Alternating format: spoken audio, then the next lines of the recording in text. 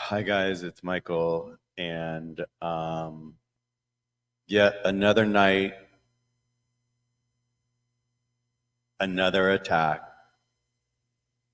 right across the street from the Church of Scientology Celebrity Center at the restaurant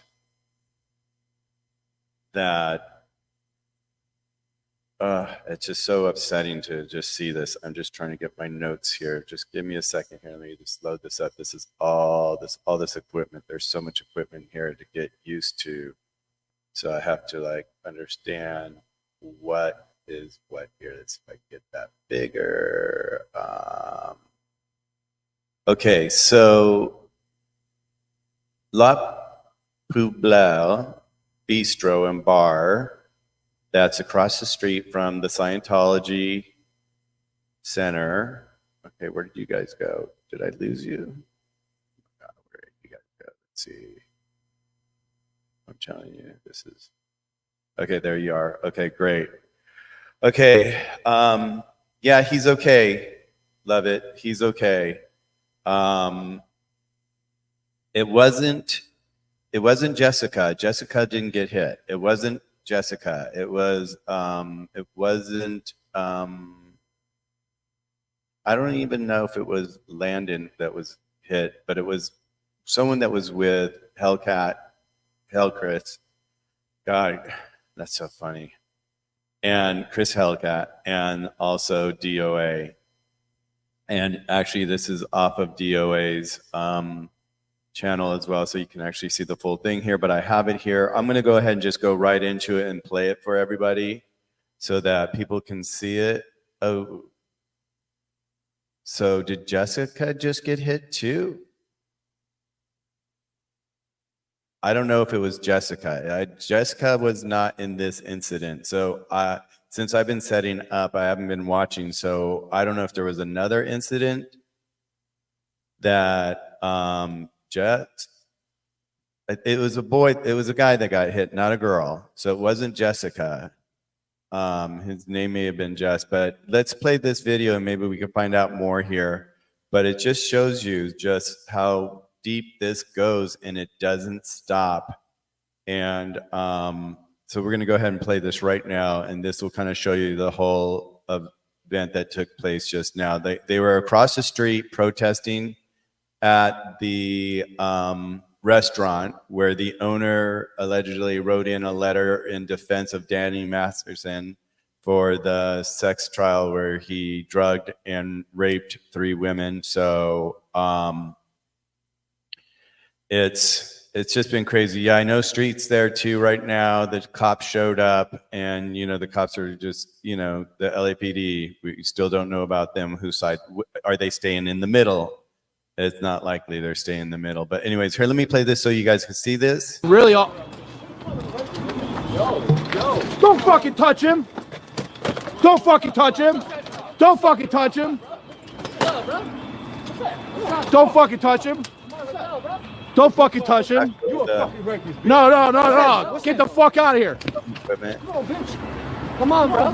Come on, bro. Do something. Do something. Do something, punk. You touch me, bro. Pick it up. Back ass. You back there, boy. It's a little, coincidental that he's in a gray hoodie, dark skin. Back up. Let him off. I'm not touching him. Let go, bro. Keep grabbing me. Let him go, bro. Let him go. Yo, back up, bro. Let him go. Let go, dog. Let go.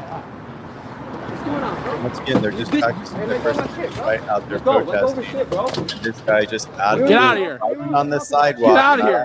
Where they're supposed to be riding on the street. Why was he Nah, riding? bro, we were recording in there. You tripping for no reason. I said they're a rapist in there. You just walking by, bro.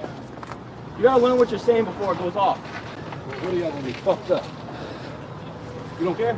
Nah, bro, you gotta learn where people are talking towards. Listen, I go in this backpack. That's your ass, nigga. We're not here for you, bro.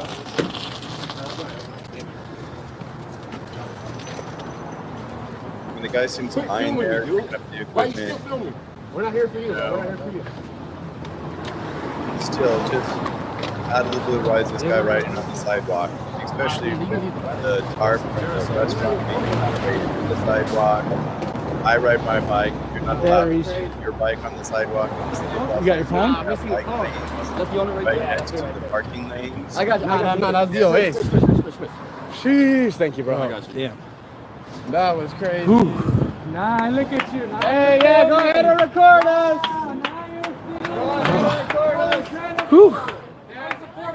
Yeah. Holy shit. Now maybe Jessica got hit somewhere else by an older guy. I see that. Not we. He attacked Cam. But I'm telling you, this is He just attacked Cam. out of control. This is completely out of control, and it's happening nightly. Yeah, I know. Was that just cracked? That just cracked? Not more now. It was cracked a little, but now it wasn't like this up here. Right there. You good too, bro? Yeah, dude. I just saw him going at. that, Yeah, brother. I saw him coming after you, man. Appreciate that. Heck yeah, dude. Bro, you weren't here, huh? Bro, I was in the car. As soon as I seen some movement, I just hopped out and came running over here. Damn. Yeah, and thank God Hey, and the owner of this place got all crazy. beige. I believe it was. Ooh. Yeah. Hey, whoever is fucking Woo. car that is on, y'all fucking were all on top of that thing. Well, you can't park here anyway. But once again, numbers. It took numbers to take this guy down and get him out of the way with other guys. Hey, watch out, dog. Watch out.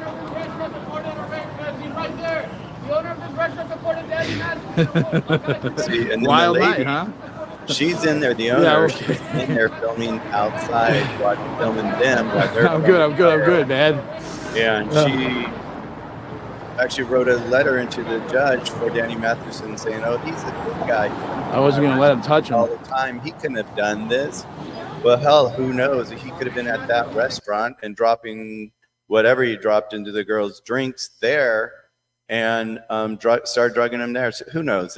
I'm just assuming all this stuff, but I'm just showing you this video because once again, I was taking an easy day off. I had a busy day today and decided not to go out today because I was getting rested up. I threw my back out. Just thought I'd give it a break for the day and then head out tomorrow night. But I, keep an eye on these kids one way or another. If I'm not there, I'm online and I'm watching what's going on and I'm watching what's happening. And once again, they got slammed again. This is ridiculous. What's going on here is, I don't know where to start with it, but it's just like, where's the FBI here? You guys are probably watching Jessica that's trying to get a permit today, and they gave her 15 different telephone numbers to call to get a permit, and it's just like the LAPD is so one-sided to this situation and not protecting us for our First Amendment rights to go out and protest. We have a right to do this. We have a right to protest just like everybody else. And our protest, we don't have hundreds and hundreds of people. There's just maybe 15, 20 of us that go out from time to time and protest. And we're here for the kids. We're here to save the kids.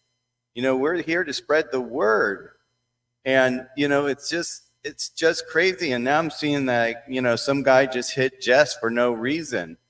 It's just, these people are out of control.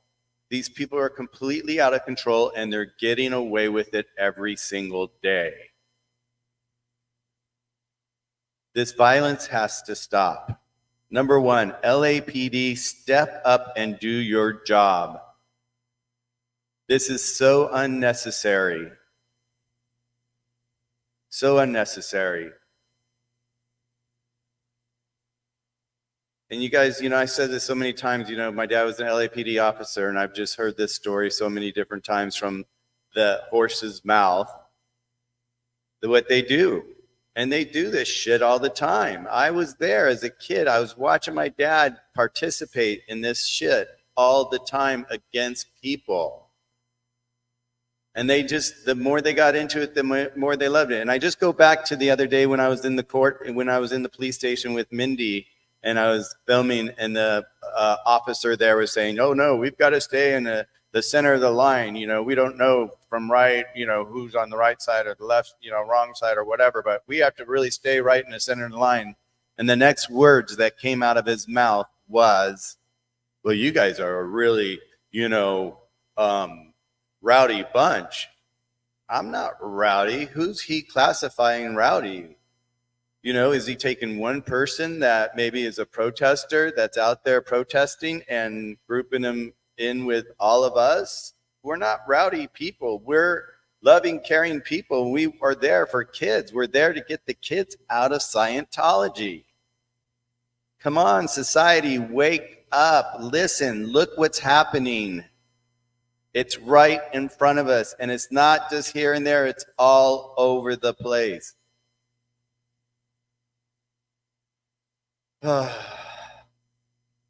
Yeah, so I don't know what's happened to Jess, so I'm going to have to check out what's going on with Jess. But Lord, this is just, it's unacceptable. This is unacceptable. An LAPD, what we learned the other day when Chris got attacked, one of the police officers says, oh yeah, dispatch prioritizes the calls for Scientology. The LAPD is just as corrupt as Scientology is. I'm sorry to say it, but they are. I've seen it. I've lived it. I've been affected by it. I've been abused by it. When I was a kid, my dad was beating up on my mom and myself, and I called the police myself. And when they came to the door, my dad walked up right behind me and took his badge and showed his badge to the police officer. And the police looked at me and says, have a nice day. And the door was closed, and I got my ass kicked again. This is ridiculous. Where are our rights? Who are protecting them? It's definitely not the LAPD.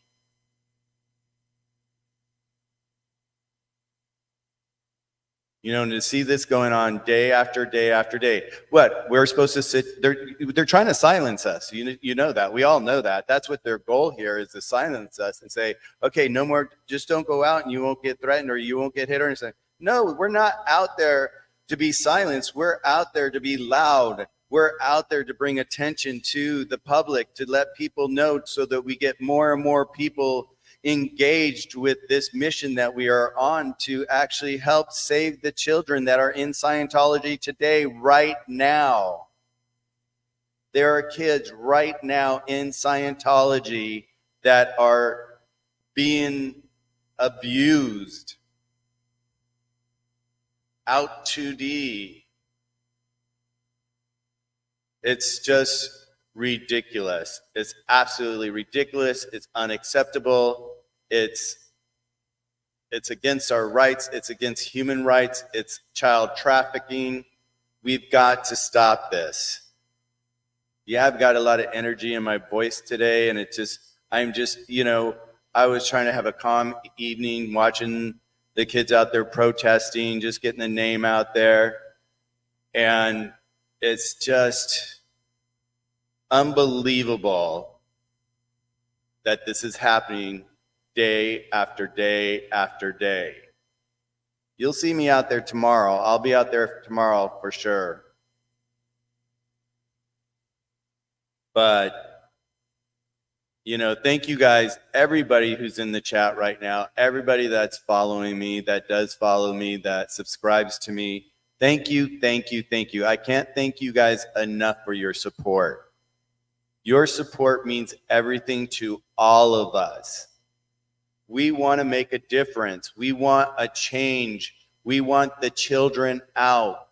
I'm tired of listening. I'm not tired of listening, but I keep hearing these stories one after another. And I just got another book from another young lady that wrote a book. And after I get through my first book and do my interview, I'm going to go into the second book and do my interview there. And we're going to break it down right here together so that you guys can hear firsthand what these ladies have been going through for years, being born in this cult, Scientology. It is a cult. They're trafficking kids. They are trafficking kids right now as we speak. There are kids inside of places being abused right now as we speak.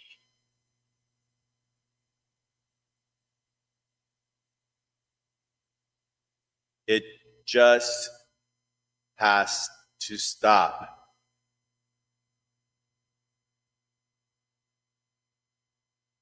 I keep saying baby steps. Our baby steps are getting bigger and bigger every day, and we're getting more and more support, and we're getting more and more support all the way around.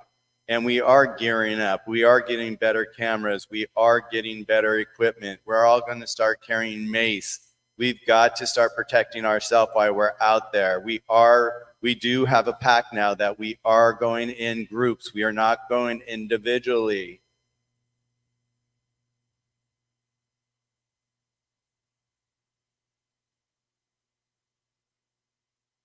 I mean, when you see this guy just riding down the center of the sidewalk, and if I was on my bike and I happened to be on the sidewalk, which I don't ride on the sidewalk because it's against the law, but if I happened to be on the sidewalk and I was coming near a restaurant with tons of people outside coming in and out of the restaurant, I'd be off my bike. I wouldn't be riding my bike.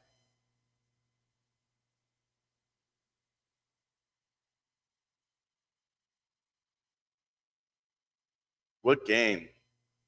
They don't stop at anything.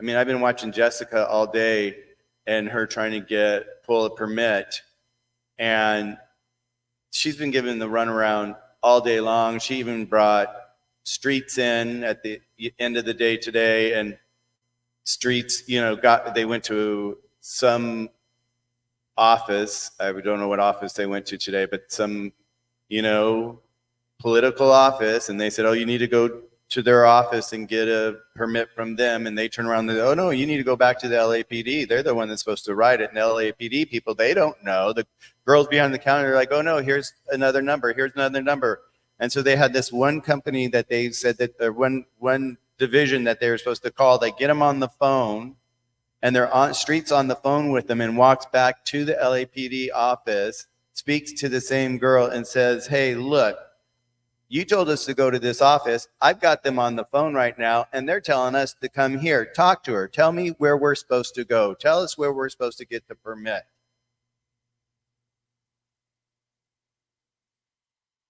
And once again, what did they leave with?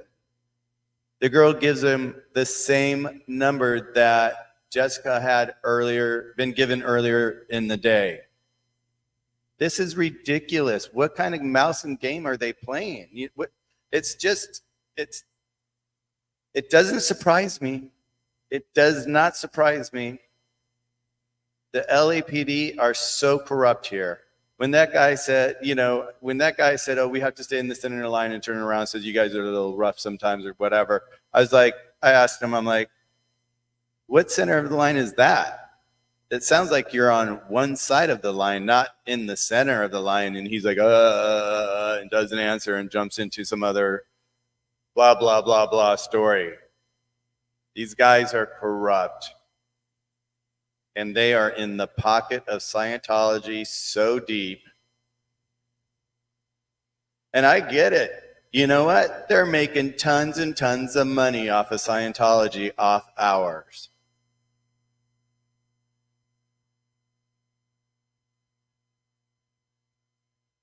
They're making bank from Scientology. So, of course, they're going to be on that side of the street. When you see them come, what side of the street do you see them stand on? Scientology side of the street, not our side of the street. It's so obvious. It's so loud.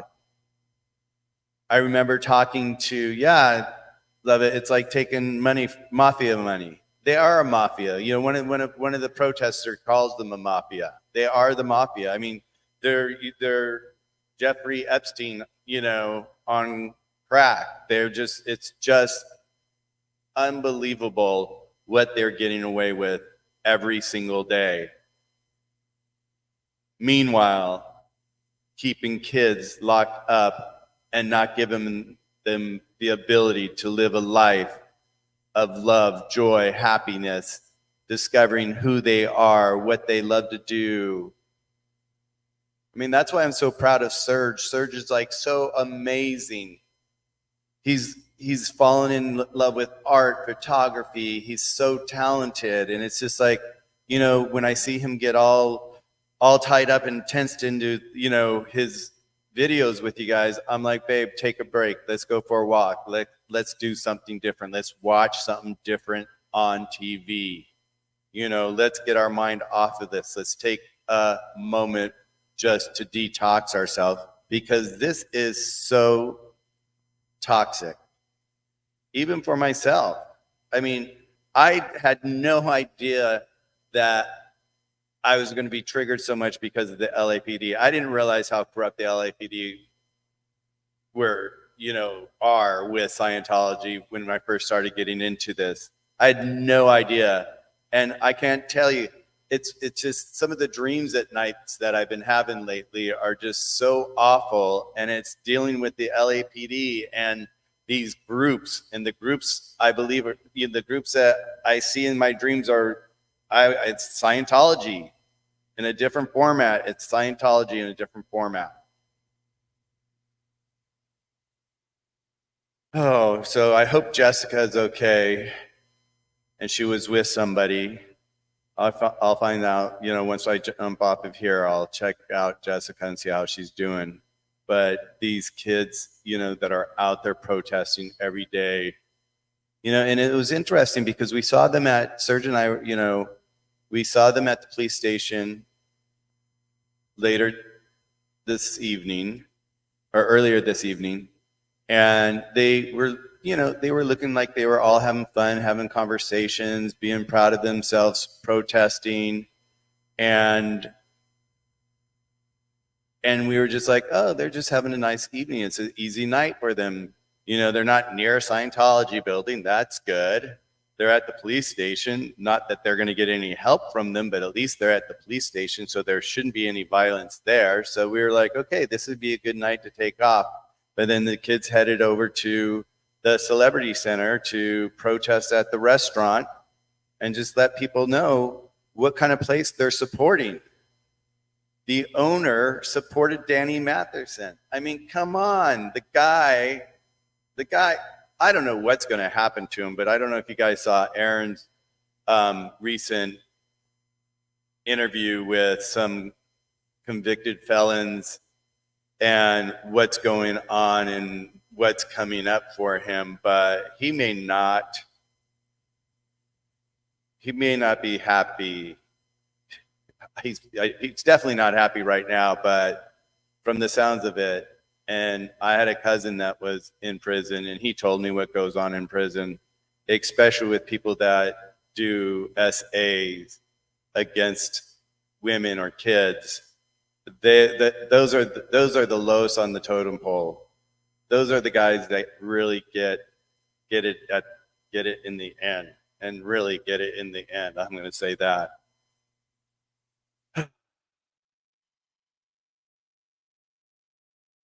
Yeah, Teresa, yeah, that's what we're talking about here. We're talking about one of the kids were in front of the restaurant today and got assaulted by a guy riding on a bicycle right through all the people on the sidewalk in front of the restaurant. He knocked over Hellcat's camera system, cracked his lens, but I mean, the lens is not my worry. It's more of just like, once again, these attacks are just unacceptable. These people have to stop. These people have got to, like, there's got to be an end. We've got to get an end to this, because this can't go on longer. We've just got to, and when we're talking to different political level, you know, different legal level departments in different areas, you know, we've got contacts that we're talking to that I can't divulge right now, but it's like, there are people, but they move so slow. The government moves so damn slow. In fact, we were going to go down and support Streets today with his, what did he get? A citation because a restraining order from some guy that happens to show up all the time to the protests. Well, if you feel like you need a restraining order against someone that you're coming up to all the time, that doesn't make sense. So once again, it's a plant. There's so many plants out there. So many people are getting themselves so mixed up in such a criminal organization. It's definitely like the mafia. It's definitely like the mafia.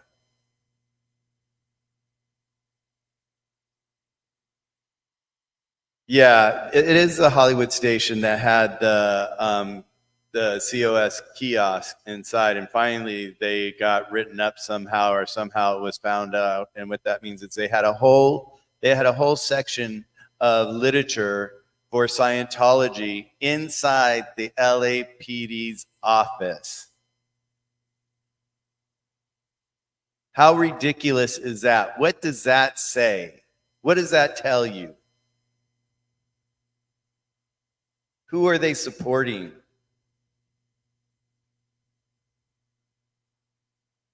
It's just horrible.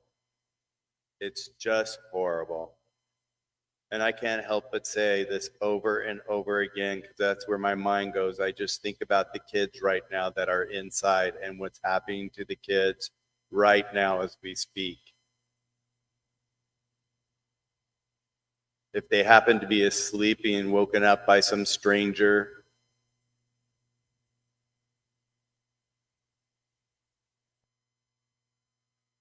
wow. People are going down. People are going down. Scientology is going to go down someday. Maybe some of these older adults that are in there, that have been in there forever, that think it's, cream cheese or icing on the cake or whatever they may think it is, and they believe so much about L. Ron Hubbard and what he wrote, the convicted felon. I have a friend. Oh, I love that one, Karen. Thank you. Corruption in its fine art, or at its finest. Okay, I think that's what you meant to say. It is corruption at its finest, I'm telling you. I mean, these guys have got it down. They've got it down. I mean, I think they even they're listening to me right now. I think all of the kids that are protesting right now, they are watching me right now. They're watching all the other kids. They probably have a kid assigned to watch me, sitting in one little office with a bunch of computers sitting around, just with YouTube stations on of all the kids, and just taking notes, writing things down, auditing us as we're sitting here talking, so that they could go back and give a report to their bosses or whoever's in charge. It's obvious that we're being watched, and it's obvious that some people in the chats are not here to help. I've seen it. I've seen some comments on some of my lives where you could just see how corrupt these people are. And they're like so silly. They're like so it's like stupidity to me. And one level is like, one person will get on and say one thing, and then another person will get on and say the exact same thing, backing that one person on. Then another person will get on and say another thing about the other person, backing up the other person and backing up the other person. Well, they're all talking about the same thing, and they're all supporting each other. They're all on the other side. They're all Scientologists. They're trolls. They are trolls. That's all they are. They have nothing better to do but listen to somebody to say, sit and watch these kids protest and make up stories about them in their chats so that they can maybe sway people over and think that we're just telling lies or we're making things up. Well, guys, guess what? We have the receipts. We have the receipts. I don't personally have the receipts. I've seen receipts. I've read receipts. And everybody's smart. They don't keep the receipts at their house, Mr. or Mrs. Trolls out there, just so you know. Everybody's got them all locked up in some safe place somewhere far, far away from where you can ever find it. And when the time comes, those receipts are going to knock you down. I mean, look at this stuff that's going on with Mike Render. Okay, let's talk about that for a second. I remember when I first met Mike, Aaron, the newspaper down in Clearwater asked Serge to come down so they can do a formal interview with him. Tracy McManus spent hours and days and hours talking to Serge about his story. He went to the police station and gave a report. And what did they do? They closed the report without even telling Serge. They closed the report. They said, oh, we just couldn't get a hold of the people, so we don't even know their side of the story, so we only heard one side of the story, so we can't charge anybody. And this is no real BS. You know, so there we are down in Clearwater, and Aaron has been trying to get Serge and Mike together so that they could fight this fight together, okay? And we walk into Mike's house. Aaron introduces Serge to Mike, and Mike barely looks over and goes, hey, hi, and introduces me, and Mike doesn't even say hi to me. Just ignores me. And that, my intuition right there, I just was like, this guy is hiding something. This guy knows so much that he's not letting anybody know. And, you know, love it. I love that you said Render is going to be dressed up in orange soon. He is. I mean, the rat could have probably protected himself if he would have come clean and just come right out and said, oh my God, this is what I was involved with. Boom, boom, boom, boom. He could have had an arrangement with the judge, the sentencings or whatever, you know, and just been a witness and just come clean with it all and help the kids. But no, he's protecting them for some reason, I believe, and I've always believed. And why? Miss Leah has her head so far up, you know what, that you can't see her elbows? I can't understand that one. I was even talking to her for a while, and I just saw him like, what are you hiding? And why are you hanging out with this guy? Okay, someone said maybe turn down the mic, okay? How's this? Is this better? Is this better? Okay, okay, it's a little echo-ish. Okay, yeah, it's all new equipment, and I'm trying to get it so it's not so echoey. Let me see here. Let me do this. Maybe that helps. Okay.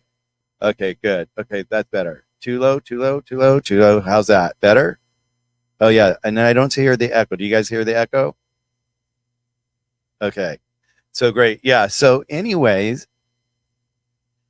so while we're there at Mike's house, the first thing he does to start a conversation with Serge, is, I know, I was actually screaming. My energy, I'm reducing my energy right now. I'm breathing.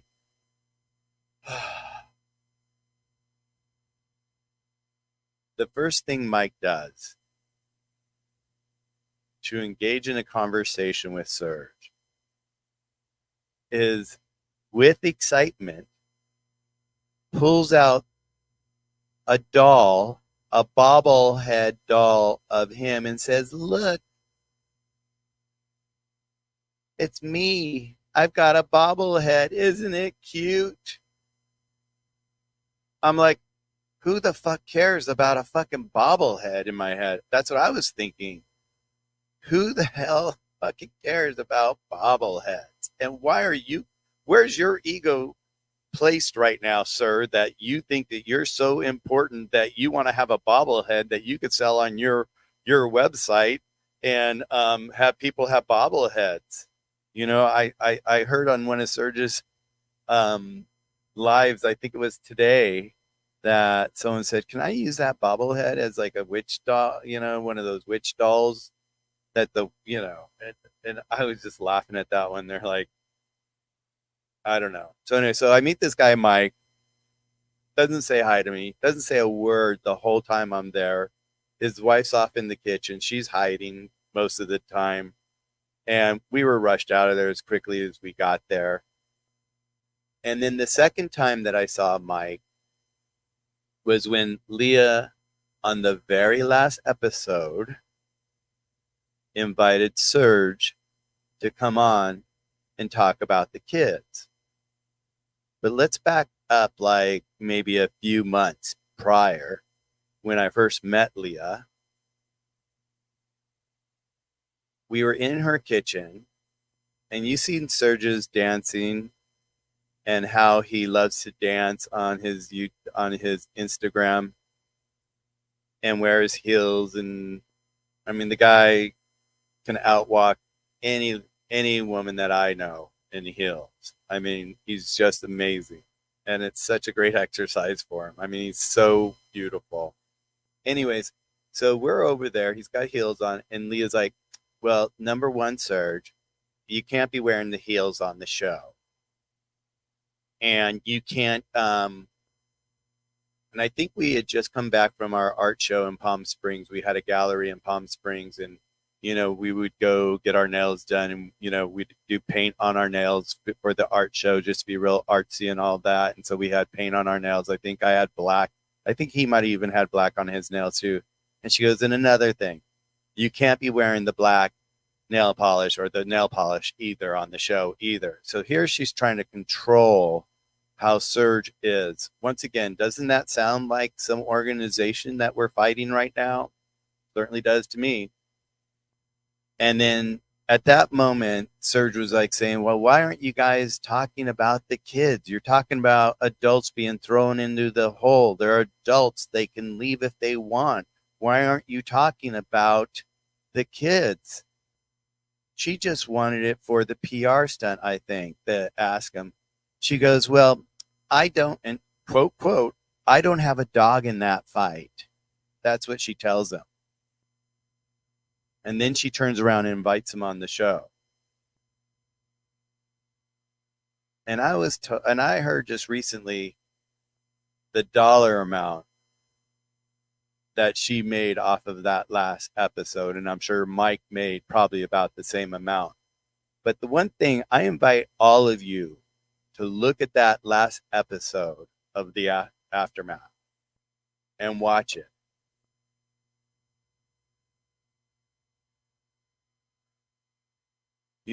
It's just, you'll see what I'm talking about. You'll see how those two just, I don't know. It's just very, very frustrating.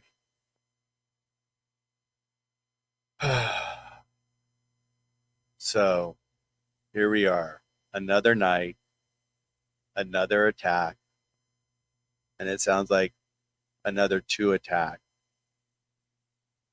And it's going to continue. So we just, have to gear up and just protect ourselves and just keep fighting and fighting. And your support, your love, your care from all of you guys is so, so important. And I will, be forever grateful that you guys are here hanging out with us and supporting us, because we just need to get the words out. Share our stations with other people. Let them listen to what's going on out there. Let them understand what's really behind those walls. Let them listen to Serge.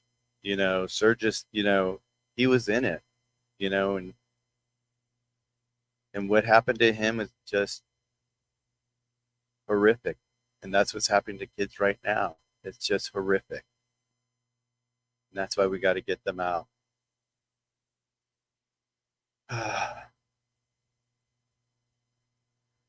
Okay. I'm breathing. If you guys are new to my channel, definitely hit the like button. You don't have to if you don't like it. If you don't like it, you don't have to be here. You know, if you're a troll, please don't hit the like button. I don't know what to say to you guys. It's just you guys are corrupt. And you're part of an organization that is coming down quickly. So, you know, if you're wise, you'd step out of it. And there's people out there that are out there that will help you get out. So know that you're not alone. We are here. We're here to help everybody. Our first is the kids. Secondly, is anybody else that needs to blow. Anybody that wants to blow out of Scientology, get out of there. Take the rest of your life and live a real life. Live your dreams. You know? Do what you've always wanted to do in your imagination. You know, because you can do that. You know, if you find your alignment and you find what makes you happy, you have all the opportunity in the world to do whatever you want. You know, and love it. Yes, definitely boxing for life. Aaron has his advice on that. You know, it's like, and Nora, you know, that's a story, and you guys got to hear it. You got to see what I call a breakthrough, breakdown, and a breakthrough. You know, and she's still going through the breakdown. It's going to take her a while to get through the breakthrough, but this is so important for her to speak her voice. You know, because you're hearing all the dirt that's coming up on Mike. You know, all the truth. It's not dirt, it's just truth. It's just the reality. It's like getting out of one cult and bringing it into another cult. I don't know. There's a group of them there that are just dirty. And that's my opinion, guys. That's just my opinion. Nobody else's but mine. And that's from me being on the outside looking in. But with them, I'm on the outside looking at the outside looking on the inside, I think. I can say it that way. So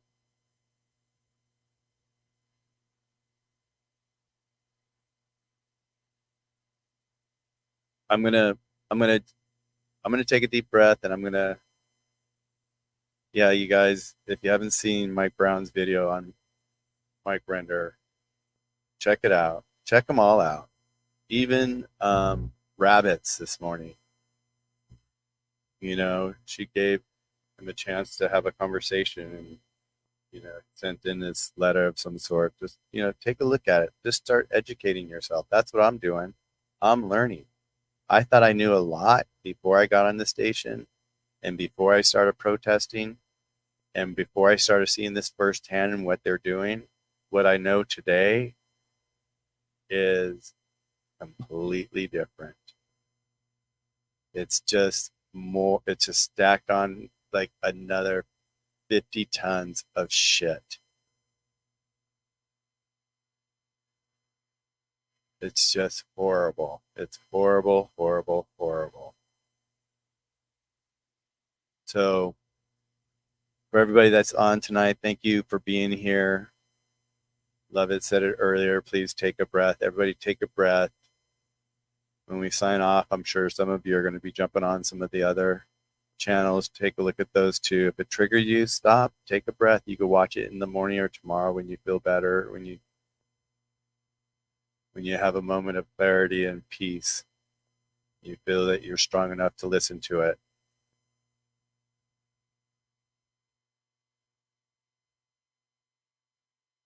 you know. So thank you guys. Love you guys. Thank you for being here. Love it. Thank you for always having my back on here. I really appreciate your time that you spend just being here. Every one of you, Linda, Boxing, Janie, all of you, Lena, General Boa.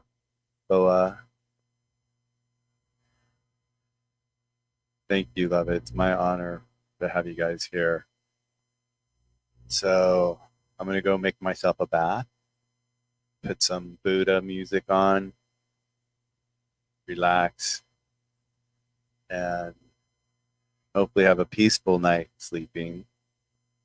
I know that I will be jumping on a little bit just to see how everything's going with Jessica and everybody else.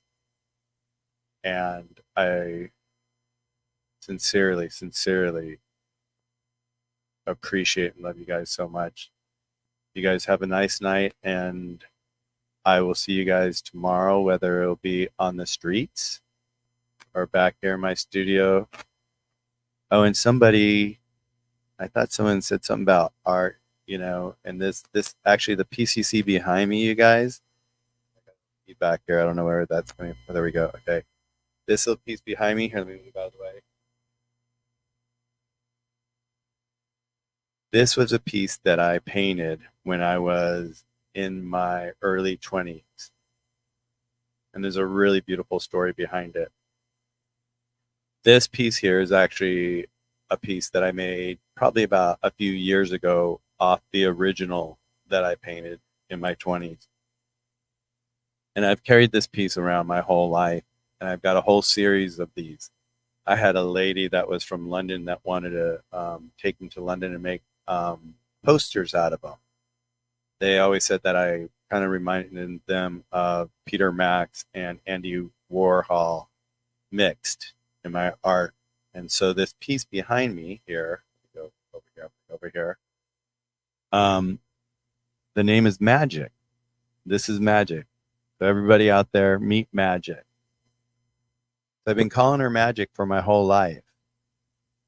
And one day I was looking at the other pictures in the same series, and I could see myself in the picture, and I can name the person that was next to me, a friend Debbie, a friend Jerry, different people that I knew. I was painting my friends, and I didn't even realize it, but I just really never realized who this was until one day I woke up and I go, oh my God, Magic. Magic is my mom. My mom, this is my mom. This is Magic. This is my mom to me. She was so magical, allowing me to be so creative at such an early age and showing me art and supporting me in my arts and all that. And so everybody, in a sense, meet my mom, Magic. I lost her. I'll close with this story. I always love this story, and it's a really, really beautiful story. I was living in Chicago at the time, and I get a phone call from my sister, and my sister tells me, Michael, mom's got cancer. And she lived here in California, and the doctor's given her 18 months to live. She had lung cancer. And so within a month, I packed up everything, moved out here so I could be next to her and be beside her and spend time with her. And we'd go to the mall and we'd go watch movies together. And then I'd go with her to chemotherapy, sit with her for the day. She had, the radiation on the brain and all that. It was just so horrible, the treatments and all that. But she really wanted to live. She wanted to beat this. And the sad part about it was that, she went to her doctor probably a year prior and said, something's going on with my left lung and I'm coughing and I'm not feeling well. And the doctor's like, well, let's get some scans done and do all this stuff. And she never heard from the doctor, so she figured it was just a cold or something like that, and it kind of went away, and then it came back, and then that's when she went back, and all of a sudden she's like, it's still kind of like in that same spot on my left side here, and he goes, well, didn't we do a scan? She goes, yeah, but you never called me and told me what it said. And he opened up her folder, and sure enough, there was an envelope there sealed with the report that he never read a year prior. Opened it up, and it said, we see a mass on the left lung, and it should be looked at closer with a biopsy. So he missed it. So fast forward to moving here to be with my mom, and I was her caretaker. My sister was her caretaker. We take turns all the time. And as we got closer and closer towards the end, I would, take her to the mall because she'd love going to the mall and going to sit and just watch a movie and get out of the house. And she was with it, to the very last day. And so I remember one time we walked through the mall, and all of a sudden there was this guy with this band playing this beautiful, beautiful music. And then at this exact same time, we both stopped and we looked at each other, and we knew exactly what we were thinking. And so we walked up, we bought a CD, and that was the music she wanted to be played at her funeral. And we did. And so then she was in the hospital, and she wanted to get out of the hospital so desperately, so bad. She wanted to get out of there. But she was on tubes and all the tubes and all that. And they said, we can't let her go home unless she gets off the tubes. And I sat there, me being the nerdy, wild, crazy, genius, artist, geeky kid that I was. I started learning, watching the nurses adjust all the different volumes and, for the air and the breathing and all that. And so slowly I learned how to use the machine without them realizing what I was doing when I was asking the question. And I slowly, and maybe I take this, I want to say I did this. I don't know if I really did this, but it kind of seemed like I did it. But we got her down where they could take the air, the tube out, and she could breathe on her own. And that gave us that moment of opportunity to get her home in her own bed where she really wanted to be, was in her own bedroom in her own house. Got her there. We had a hospice lady there. We became friends. And the hospice lady, I learned so much from her. One of the things I learned from her, she goes, Michael, there's two different types of people and families when we get to this point of transition with one of our loved ones. There's the person in the family that will say, oh, don't go anywhere. Please stay. Oh, Mom, don't go. We want you to stay. We want you. And then there's a person that just understands what's happening and allows the person to ease into the transition without all that stress from the family wanting them to stay, because they get affected by that. That stresses them out because they want to stay. They don't want to leave us. They want to stay. And so we were getting towards the, God, this is like, we were towards the last couple of weeks, and all of a sudden the hospice lady looked at me and said, Michael, she goes, this next weekend would be a good weekend for you guys to call your friends and family to say, their hellos and to celebrate the life that they had with her and just have a moment with her before she passes or transitions. And so my dad and my uncle got on the phone and made all these phone calls, got all these people, all our friends coming 2 by 2. My sister and I would take turns beside my mom, and we would just be there with her in case she wanted some water or whatever she might need. And all of a sudden 2 people walked up, and I was with my mom at the time, and my mom was talking to her, and also my mom broke the conversation with them and looked at me, and she goes, Michael. And I said, what, Mom? And she pointed up to the corner of the room, and she goes, my mom's here. And I said, your mom's here? And before I could say any more, the 2 people were like, oh my God, it's the drug, it's the morphine, she's hallucinating, blah, blah, blah, blah. And I just knew just to leave it alone right then, because I didn't want them to interfere with anything that was really going on. And so I let them continue on to a conversation other than what she said. And later that night, it was my sister's night to spend the night with her, because we'd switch off every other night. And I got on the freeway, and all of a sudden, before the exit next, as I got on, I said, I have to get off and I have to go back and I have to talk to my mom and ask her what she said. And so I went back. I just told her I left my cell phone or something like that. And I said, Mom. She was, what, hon? And I said, earlier you said your mom was here. And she pointed to the exact same place in the corner of the room. And I said, is she here for you? And she said, yes. I said, well, when you see her, give her a hug and give her a kiss and tell her I'll see you guys on the other side, wherever that might be. She goes, I'll do that. And she'll be happy to hear that. But she probably already can hear that, she said. My mom was she was with it all throughout then. And I ran out to the garage to tell my dad. And my dad looked at me and he goes, oh my God, just the other day she was telling me that my aunt and my uncle were on their way. And I couldn't figure out what she meant. And, you know, my dad's LAPD, clueless. And so the first thing that pops in his mind, he was his dad. And so he goes running into the bedroom. And I mean, really, he threw a cigarette down, went running into the bedroom, took my mom's shoulder, shook her, and he's like, have you seen my dad yet? Have you seen my dad yet? Have you seen my dad yet? My mom looked him square in the eye and she looked at him. She goes, oh, don't be such an asshole. If I see him, I'll let you know. And she was with it till the end. I mean, for her to say that, I started laughing because it was true. She hadn't seen him yet. But they did. They came to carry her home. And, you know, and I talked to the hospice lady and I said, so what's the best way, you know, from your experience, for us to let her go easily and not be one of those family members that are saying, stay, because so many people that came to visit says, oh, you could fight this, you could win this, you know, still, you know. And she goes, Michael, just tell her you're going to be okay. Tell her that you, your sister, your dad, you're all going to be okay. And that you'll see her on the other side. And that's what I did. And I was there the morning.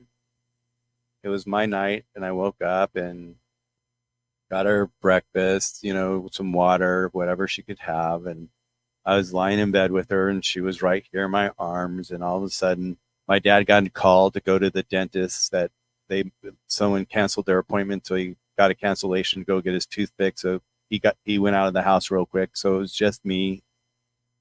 And I called the hospice lady and I said, I think it's time. I hear that they call it a death rattle, and they start to hear this noise in their lung when they breathe because they're filling with fluid. And all of a sudden I say, I hear the death rattle. And she goes, yeah. She goes, it's time. She goes, I go, well, you know, how much time, you know, does this last for? And I was just, you know, learning. And she says, well, it lasts.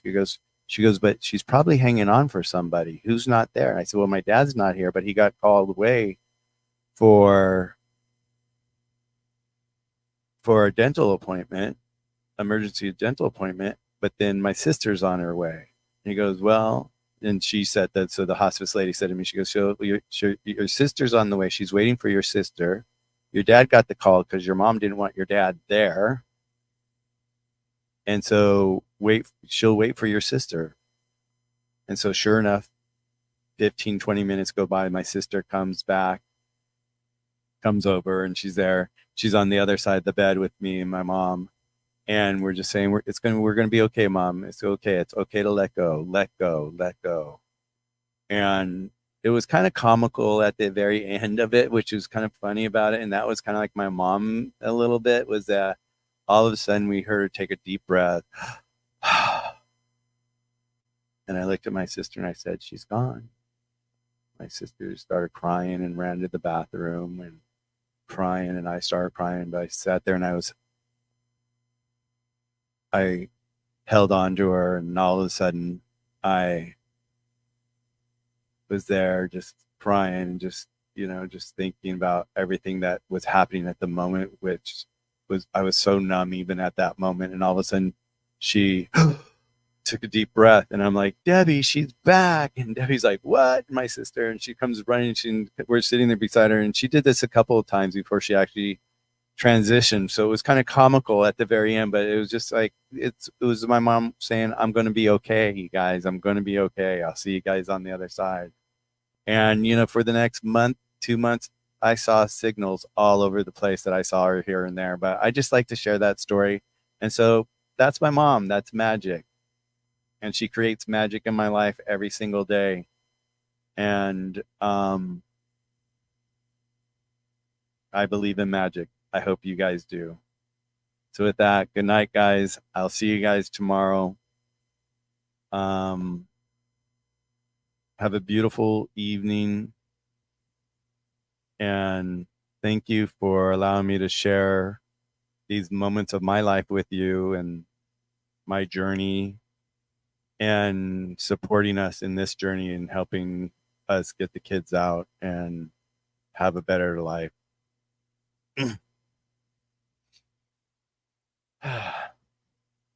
Okay, kiddos. I'll see you tomorrow.